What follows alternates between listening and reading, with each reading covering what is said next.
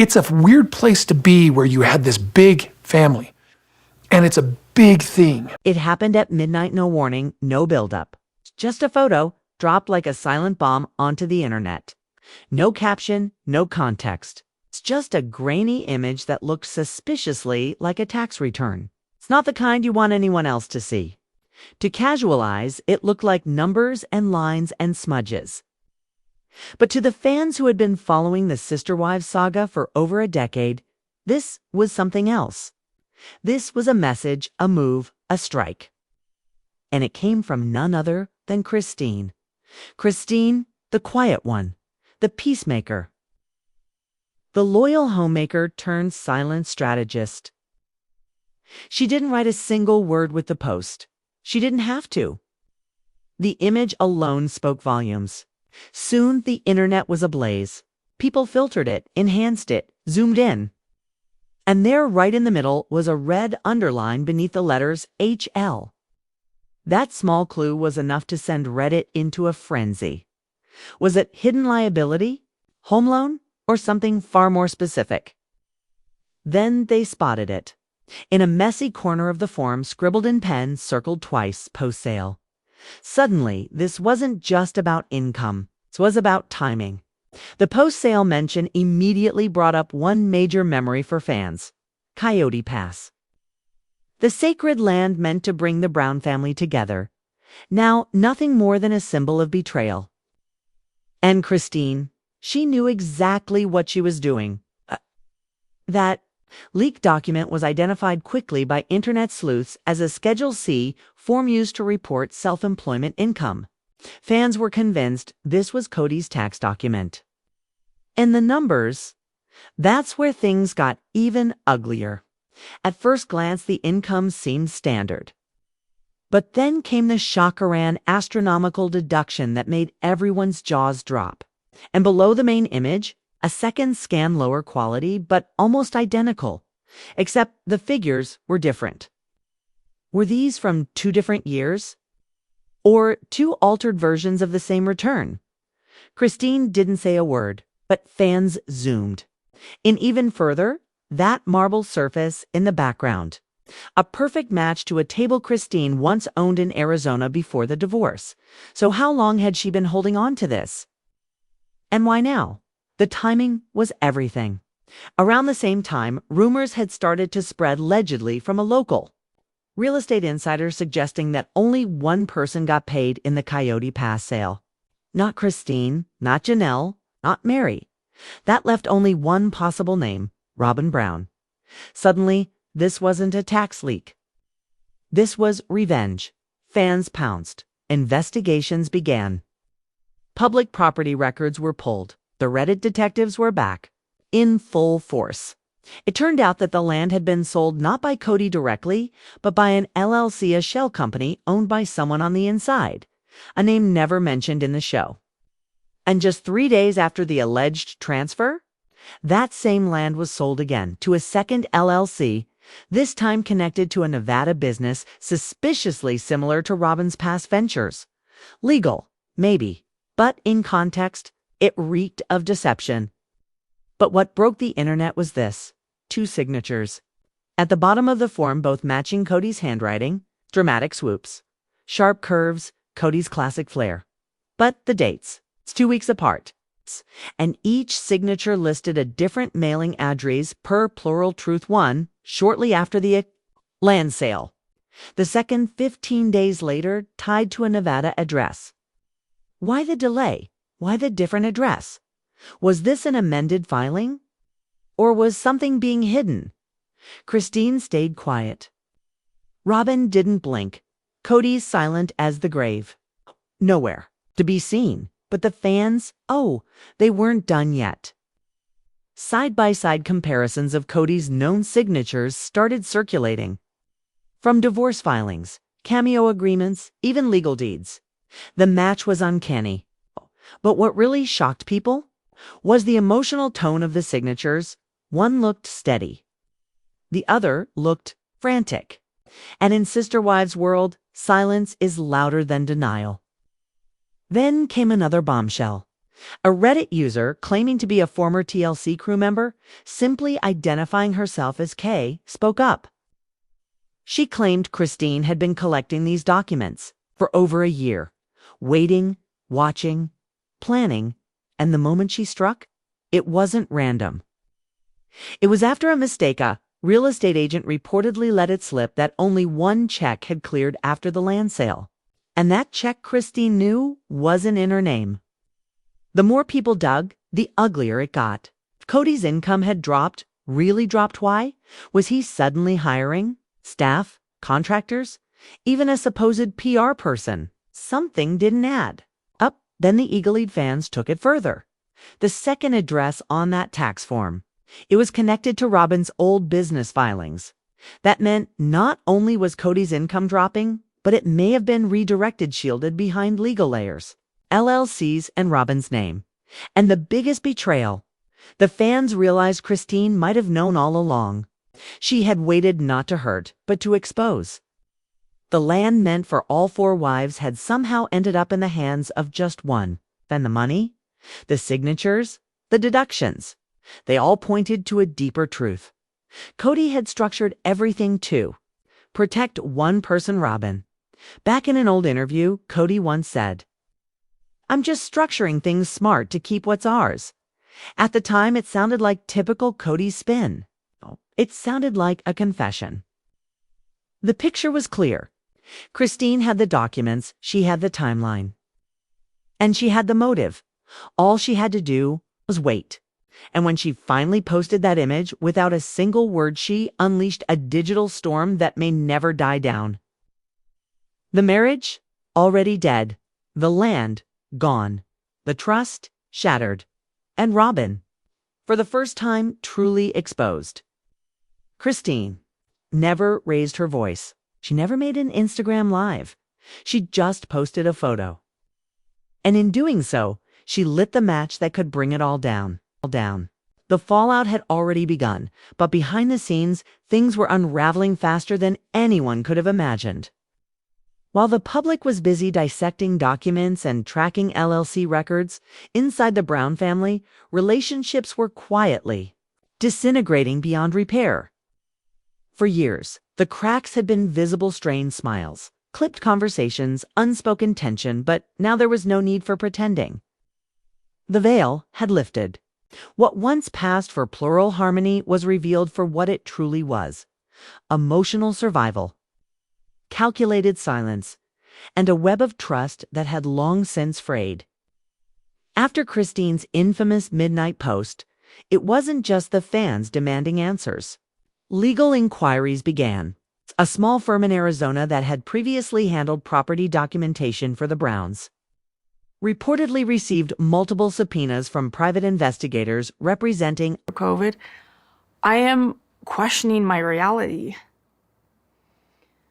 I'm starting to wonder if I didn't really know what was happening. unnamed parties.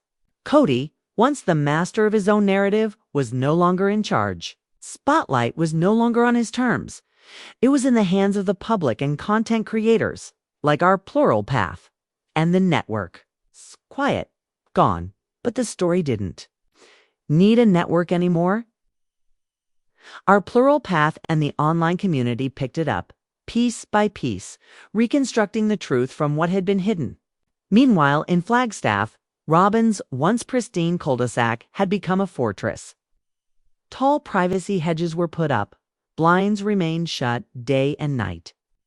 And neighbors whispered about unfamiliar vehicles coming and going late into the night. Kody, who once enjoyed the limelight, was now moving like a ghost in his own city. Some claimed he stopped going out in public. Others said he'd taken to driving an old vehicle to avoid being noticed. And then there was Janelle. Janelle, ever practical, ever patient voice of reason, had officially reached her limit. Sources close to the family revealed she had severed all remaining joint accounts and was in the process of removing her name from anything tied to the family's property. She wasn't interested in apologies anymore. She wanted distance. She wanted clean separation. Mary stirred as well. For the longest time she had stayed, endured, believed, but something had shifted. A cryptic post appeared on her business blog that read, "Loyalty should go both ways. No context, no names." Just those 7 words enough to set the internet ablaze. The silence was over. Mary had entered the conversation. But the real shock came from within. A short, blurry video clip no longer than 12 seconds surfaced in a private online forum before being picked up by our plural path. It was clearly shot on a cell phone, possibly by a crew member or insider, during what appeared to be an off-camera moment. In it, Kody's voice, raised and sharp, could be heard saying, "You undermined everything. You waited to strike." Then came Robyn's voice, panicked, low. "You promised it would stay between us." The clip cut off, but the damage was done. That single moment confirmed what many already believed. This wasn't a spontaneous collapse. This was orchestrated, protected, hidden, and now it was unraveling. An anonymous former associate of the family came forward and shared with our plural path that Kody had been advised nearly 3 years ago to begin restructuring his assets in preparation for the eventual collapse of his plural household, the LLCs. The changing addresses, the careful shielding of wealth, all of it had been intentional. But it was never supposed to go public. Christine changed that. Suddenly, fans were rewatching old seasons with fresh eyes. Private moments between Robyn and Kody, once brushed off as marital intimacy, now looked like closed-door planning. Conversations about money, trust, and smart decisions took on a darker tone. Internet had turned Christine into a quiet hero. She hadn't lashed out. She hadn't gone live. She didn't even caption her post, but her silence was deliberate, sharp, powerful.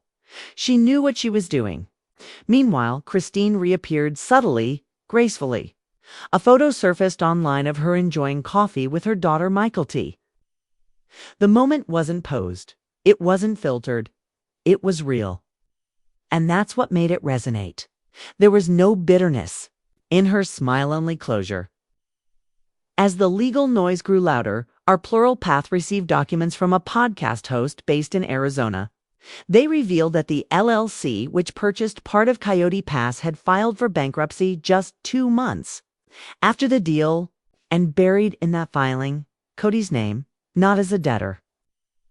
As a creditor, he had loaned money to the LLC that bought the land.